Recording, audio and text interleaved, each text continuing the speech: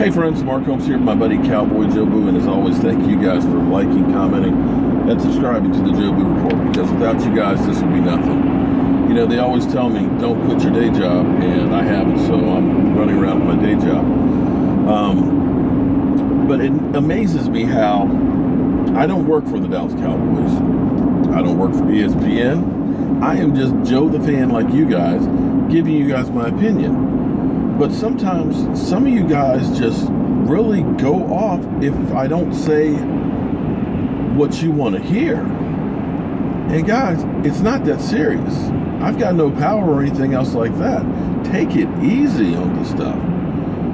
You know, because when I talk about Tony Romo, some of you guys just go crazy. But what you got to understand is Tony Romo is not riding off into the sunset with the Dallas Cowboys with the Super Bowl ring. For some reason, you guys think that normal rules don't apply to Tony Romo. Drew Bledsoe, same position. When Tom Brady took over, he had to go. Joe Montana, who won 3 Super Bowls for the 49ers. When Steve Young came in, young guy who could play and do the job, he had to go. Peyton Manning, who will go down as one of the greatest quarterbacks in the NFL, still had, apparently, enough left in the tank to go to 2 more Super Bowls. He had to go. So understand that this is the natural progression of football. It's about balance. And if you spend too much in one area, you are going to fail in others. Because see, here's the problem.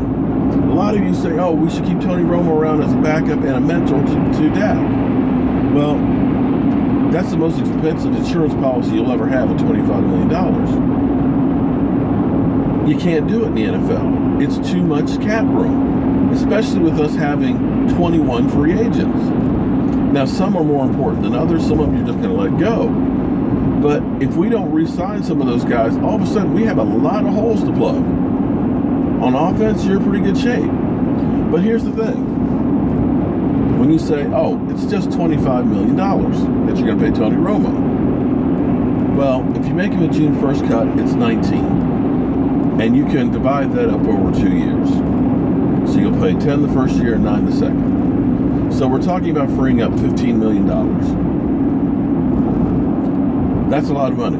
Now, we can get another 29 if we restructure contracts, but that's what got us in the hole with Tony Romo.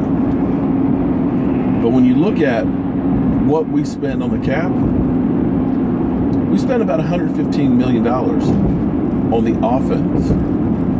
Do you have an idea what we spend on the defense? The defense we spent 38. That's right. 38 million is all we spend on the defense. Dez and Tony's contracts alone are more than what you pay the whole defense. So that's why we've got to get some of that money and use it wisely in taking care of the defense. Because all of a sudden you've got guys like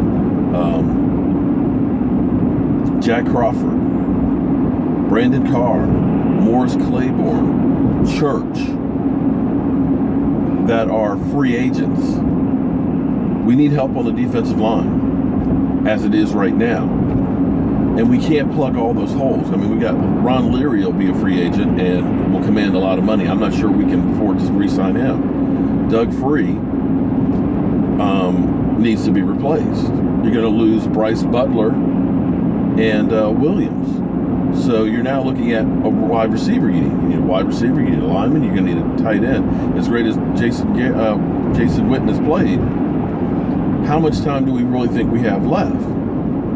So we have a lot of holes we're going to need to fill, and the draft is just not going to be enough to cover it, which is one of the reasons why, to me, a guy like Calais Campbell makes a lot of sense.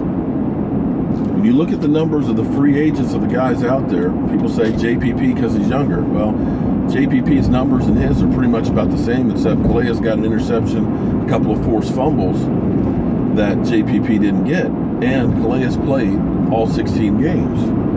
JPP has an injury history with his back. So for my money, I would go for a Calais Campbell. And when you look at like Bennett, who just got a $32 million contract in Seattle, he's a couple of years older and didn't have anywhere near the numbers of Calais Campbell. So Calais still has plenty in the tank.